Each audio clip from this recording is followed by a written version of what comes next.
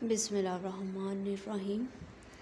आज हम डिस्कस कर रहे हैं क्लास 9 का चैप्टर 3 सेट्स एंड फंक्शन का थोड़ा सा इंट्रोडक्शन करेंगे, देन हम इसकी एक्सरसाइज स्टार्ट करेंगे। सबसे पहले तो इंट्रोडक्शन में आ रहा है वो है टाइप्स ऑफ सेट्स, कि सेट की कितनी टाइप्स हैं। चले हम पढ़ते हैं। There are 3 types of sets. First descriptive form, second tabular form, third set builder form. अब सब वन बाय वन इसको डिस्कस करेंगे और देखेंगे कि ये सबसे पहले है descriptive form. A set may be described in words. ऐसा सेट जिसको वर्ड्स में डिस्क्राइब किया जाए, यानी कि वर्ड्स में लिखा जाए, उससे हम क्या कहते हैं, डिस्क्रिप्टिव नोटेशन। जैसे कि एग्जांपल हमारे पास है A is equal to set of vowels of English alphabets.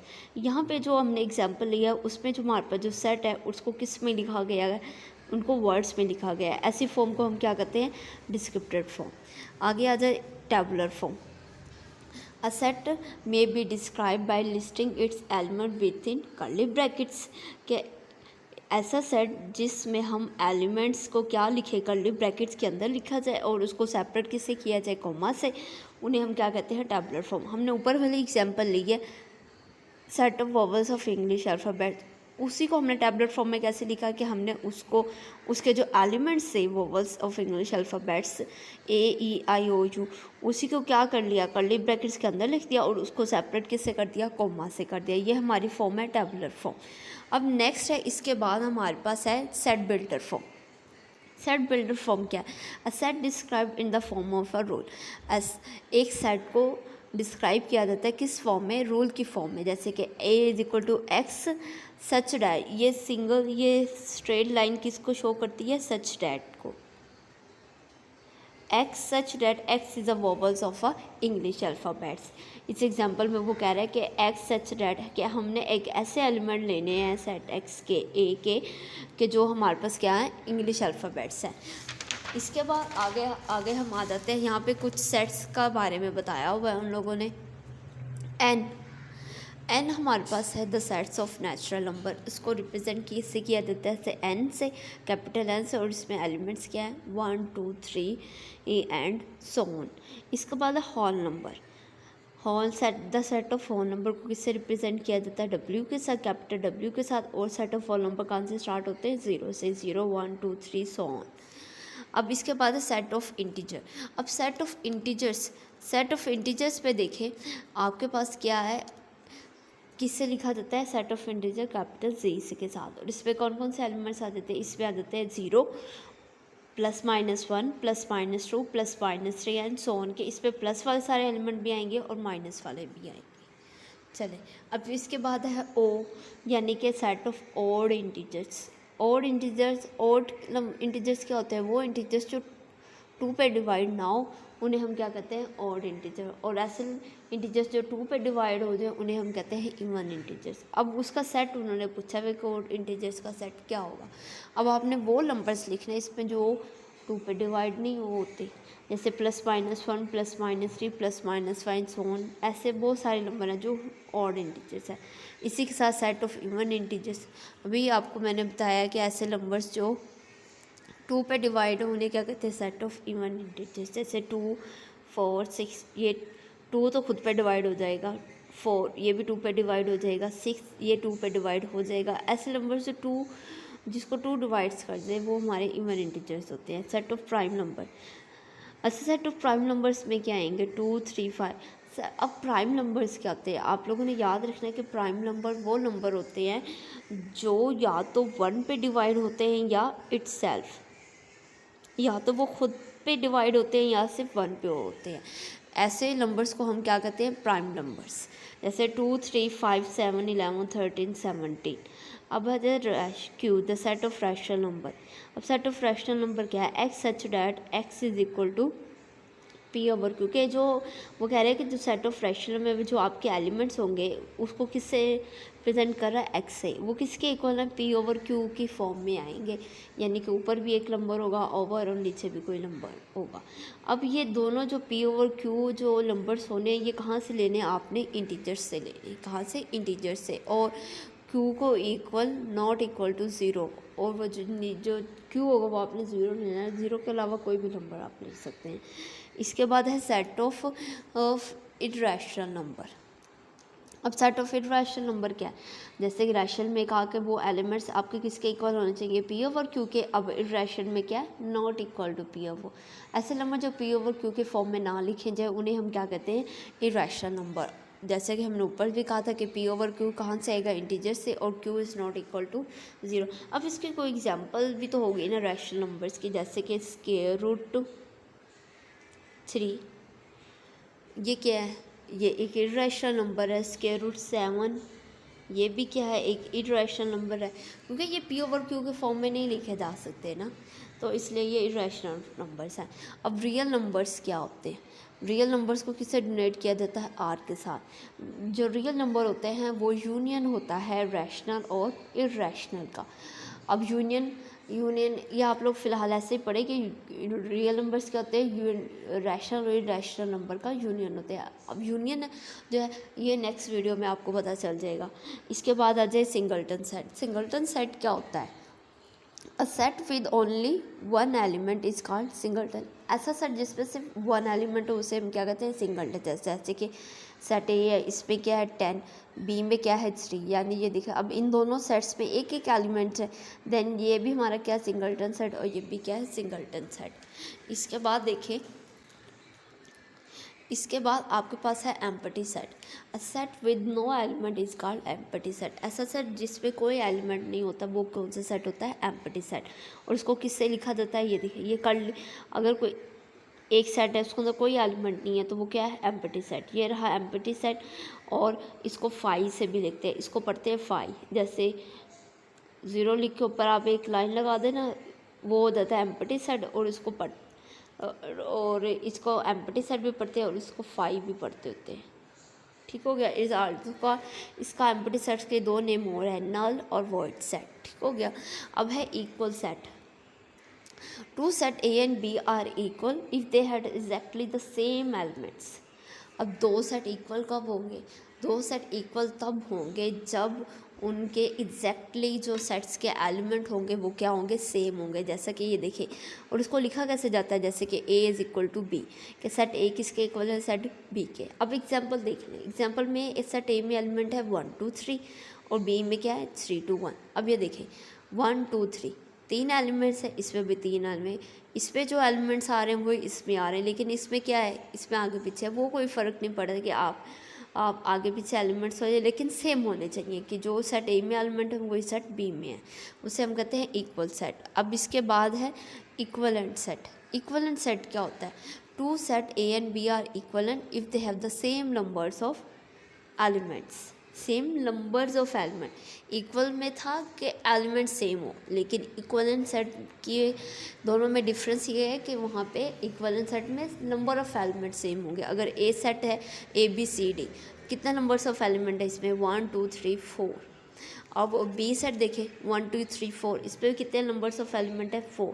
दोनों के एलिमेंट्स की तादाद बराबर होनी चाहिए, एलिमेंट्स इक्वल ना भी हो तो खैर। अब है सबसेट। सबसेट क्या कहता है, if every element of set A is an element of set B then A is a subset.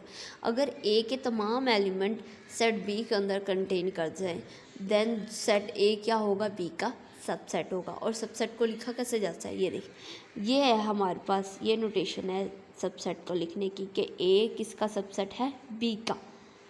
In other case, एक तो केस हमने ये पढ़ा कि ए के तमाम एलिमेंट किस में आ जाए, बी में, लेकिन अगर ए के तमाम एलिमेंट बी के अंदर आ रहे हैं तो बी क्या हुआ, ए का, ए बी का हुआ सबसेट और बी ए का क्या हुआ, सुपर सेट।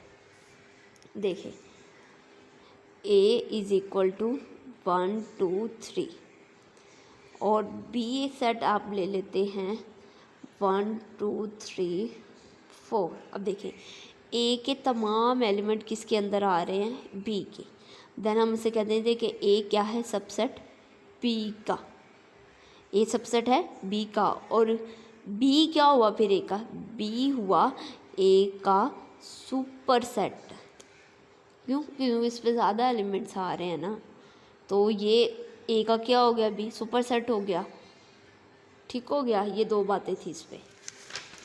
अब जो नेक्स्ट हमारा है क्वेश्चन, जो हमारी जो डेफिनेशन है वो है प्रॉपर सबसेट।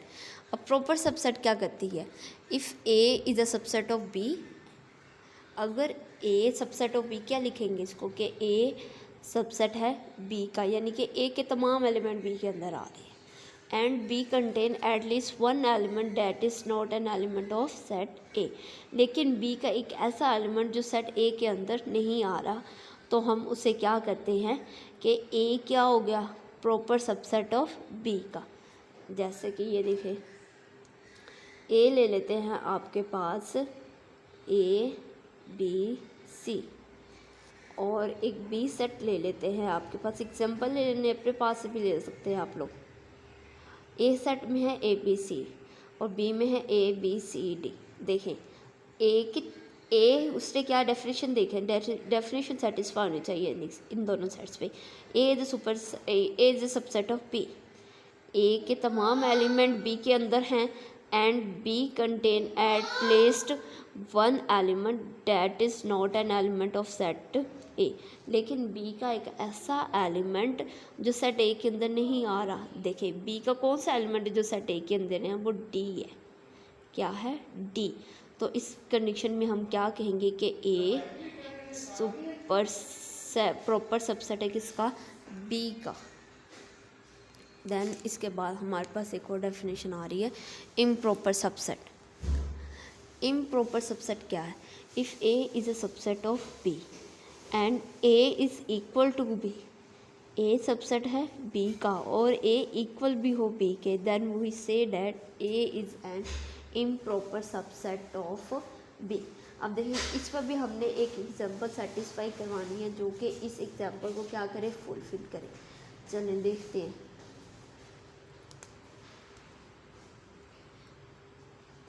यहाँ पे देखिए फॉर लेट कर लेते हैं कि ए आपके पास क्या है, ए बी सी, और देखें बी में क्या है आपका,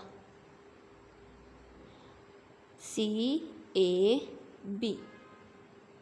ठीक हो गया, ये दो सेट ले लिए। अब देखें A is a subset of B, A के तमाम एलिमेंट किसके अंदर हों, बी के अंदर हों। ठीक हो गया, ये बात हो गई correct. And A is equal to B, देखें इक्वल टू बी कि ए के एलिमेंट्स और बी के एलिमेंट्स क्या होंगे, सेम होंगे। यहाँ पे है ए बी सी, यहाँ पे है सी ए बी, सेम ही है ए बी सी, ये बात भी होगी आपकी करेक्ट। देन हम कहेंगे कि A is an improper subset of B. क्या कहेंगे, इम्प्रॉपर सबसेट ऑफ बी। देखें आगे आपके पास एक डिफाइन है यूनिवर्सल सेट की। यूनिवर्सल सेट क्या कहता है, the set that contain all objects, and नहीं आएगा, इस पर आएगा और, the set that contain all objects और elements under consideration is called universal. एक ऐसा सेट जिसके अंदर बाकी तमाम ऑब्जेक्ट्स और एलिमेंट क्या करें, अंडर कंसिडरेशन आ जाए, हम उसे कहते हैं यूनिवर्सल सेट। उसको लिखा किससे जाता है, यू से। चलिए इसकी एग्जांपल मैं देती हूँ आप लोगों को। ये देखें, ये यू सेट है, ये है यू सेट। ठीक है, यहाँ पर ज़रा एलिमेंट लिख लेते हैं यू सेट के। ये यू सेट है, इसके अंदर आपके एलिमेंट है 1 2 3 4 5। ए के अंदर आपके एलिमेंट है 1 2 और बी के अंदर है 5। देखिए यूनिवर्सल एक ऐसा सेट होगा जिसके अंदर बाकी तमाम सेट्स के ऑब्जेक्ट्स या एलिमेंट्स क्या होंगे, अंडर कंसिडरेशन। देखिए 1 2 3 4 5। देखिए अब ये सेट क्या हो गया, ये सेट आपके पास हो गया ए, और ये क्या हो गया इसका बी सेट, ए और बी, यानी कि इन दोनों सेट्स के एलिमेंट भी किसके अंदर आ रहे हैं, यूनिवर्सल सेट के अंदर आ रहे हैं, और इसको लिखा किससे जाता है, यू से। अब आ गए हैं पावर सेट। पावर सेट की क्या होती है, the power of a set S is denoted by P of S. Power of a set को किससे डिनोट किया जाता है, कोई भी एलिमेंट, कोई भी नेम ले सकते हैं, एस ले सकते हैं, ए बी कुछ भी आ सकता है, P of S is a set that containing are possible subset of S, जिसके पावर से एक ऐसा सेट है जिसमें तमाम पॉसिबल सबसेट्स आते हैं। जैसे कि एग्जांपल हम यहाँ पे दी हुई है, S is equal to A B C D. अब देखो इसके जितने भी ये आपके पास पॉसिबल सबसेट बन सकते हैं ना, वो आप लोगों ने यहाँ पे पावर ऑफ सेट्स पे लिखने होते हैं। अब देखते हैं हमें कैसे पता चलेगा कि कितने पावर सेट इसका पॉसिबल सबसेट बन सकते हैं। तो देखें कितने एलिमेंट्स की तादाद है इसकी 1 2 3 4। आप यहाँ पे लिखो 2 की पावर 4। जितने एलिमेंट्स होंगे ना, एलिमेंट्स की तादाद जितनी होगी वो ऊपर आ जाएगा और बेस में हमेशा क्या आएगा 2 आएगा। अब 2 की पावर 4 कितने बनेंगे 16 बनेंगे इसके। देखो ना 2 को कितनी दफ़ा मल्टीप्लाई कर दो 4 टाइम्स कर दो क्या आ जाएगा 60। तो यानी कि इसके कितने पॉसिबल सबसेट बन सकते हैं 16। सबसे पहले क्या आ जाएगा 5 आएगा। इसके बाद इन सब 4 एलिमेंट्स है ना, इन सब के सिंगल्टन लिख दे ए फिर बी फिर सी फिर डी। ओके फिर अब 2 2 के साथ लिखे ए बी। अब बी को रिमूव कर दे ए सी। अब यहाँ से बी सी दोनों को रिमूव कर दे और ए डी। ठीक हो गया। पहले ए इन सब सेट्स के एलिमेंट्स के साथ आ गया। अब बी की बारी बी सी और सी को ख़त्म कर दे तो बी डी। यहाँ देखें बी सी और बी डी। अब बी को ख़त्म किया तो यहाँ से कितने एलिमेंट्स रह गए आपके पास 2। कौन से सी डी। ये तो सिंगल्टन भी आ गया डबल भी आ गया। अब ट्रिपल की बात आ गई। चलिए देखें अब इन दोनों में से इन तीनों में से कोई एक एलिमेंट आपको रिमूव करना है। तो अब लास्ट वाला कर दो तो क्या बन जाएगा ए बी सी। ठीक हो गया। अब यहाँ से सी को कर दे तो क्या रिमूव रह जाएगा ए बी डी। ठीक हो गया। अब बी को अगर रिमूव करते हैं तो ए सी डी। ये रहा ए सी डी। ठीक हो गया। ए हो गया। अब यहाँ से फर्स्ट को रिमूव कर दे, फर्स्ट वाले को रिमूव कर दे तो यहाँ पे क्या रह जाएगा बी सी डी। ठीक हो गया। और इसके बाद ये सारा लास्ट पे एक दफ़ा ये सेट पूरा का खुद आ जाता होता है। एक बात याद रखना जब आपने पावर सेट बनाने तो आपने फर्स्ट पे एम्प्टी सेट और लास्ट पे ये खुद सेट ये दोनों तो एज इट इज़ आने हैं और उसके अंदर बाकी उसके क्या आ जाएंगे सबसेट आ जाएंगे। ठीक हो गया।